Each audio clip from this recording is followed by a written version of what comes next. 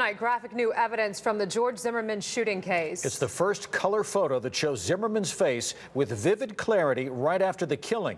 This image shows Zimmerman's face covered in blood, taken just after Trayvon Martin was shot and killed.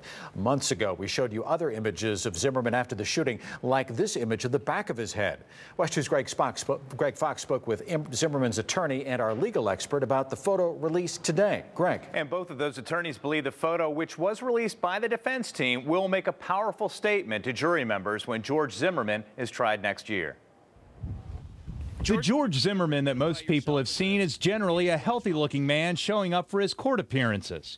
But this image provides a dramatic contrast. A face bloodied, swollen, with scrapes and scratches. It shows that George Zimmerman was injured greatly, and they can then determine he had great bodily injury when you actually see blood flowing from his nose and the big bump in the side of his nose. You can see almost three-dimensional.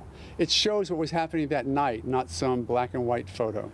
Zimmerman's attorney tells me a jury will see the photo as vital after considering Trayvon Martin's autopsy reveals few physical injuries other than a fatal gunshot. There were no injuries to Trayvon Martin except for, of course, the gunshot and 2 injuries to the knuckles of his hand, which could easily be interpreted to be exactly what it was, which was injuries that he got from hitting somebody or something. This picture is obviously a 10. That's how West 2 legal expert and local attorney Richard Hornsby grades the photo. He says a jury will see Zimmerman as a man defending himself. The prosecution is going to be trying to paint him as a liar the entire trial about everything he said is false, but you can't lie about what's shown in that picture. There's no way that the prosecution can rebut that.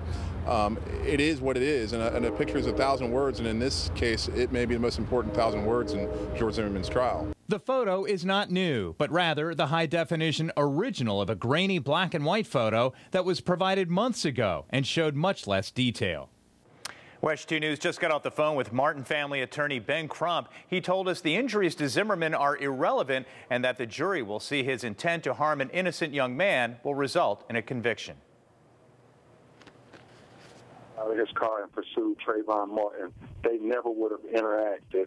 Trayvon had every right to defend himself. He had every right to stand his ground.